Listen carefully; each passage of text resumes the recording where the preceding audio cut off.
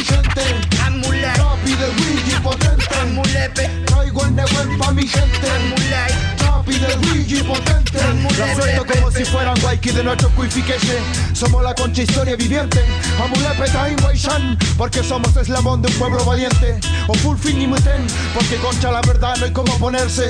Yo la suelto al ritmo pa' que quede en esa mente. Que nadie diga que tú no puedes, si somos hijos del sol naciente. No le creas al profe ni a nadie cuando digan que tu pueblo Mapuche fue parte del pasado de Chile. Quieren que pierdas tu cultura, tu sangre y tu linaje al que realmente perteneces. Hay un sistema capitalista y criminal que no le conviene que seas inteligente y que tengas el corazón lleno de amor por tu gente.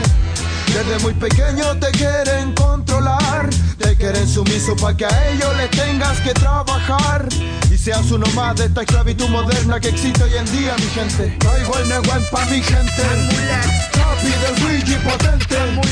Traigo el Newen pa' mi gente. Papi del Luigi potente. Traigo el Newen pa' mi gente. Papi del Luigi potente. Traigo el Newen pa' mi gente. Papi del Luigi potente. Y sabes de dónde vienes y sabes pa' dónde vas.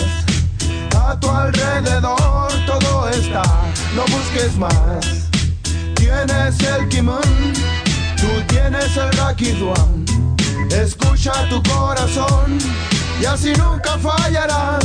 Tañirupu, piñel el geneo, chile ufu, chico, chile el fuchi maguidantu. Kakon tañipuku y pique cheyem, feyengun, mogengengun, filmogen norum ni akengun.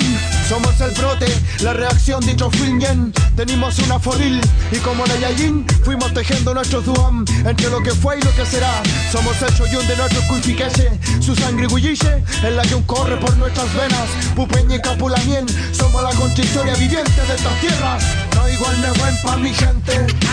Papi del Luigi potente. Traigo el Newen pa' mi gente. Papi del Luigi potente. Traigo el Newen pa' mi gente. Papi del Luigi potente. Traigo el Newen pa' mi gente. Papi del Luigi potente. Desde el Willimapu, con todo el Newen pa' mi gente. Amulepe, amulepe, amulepe.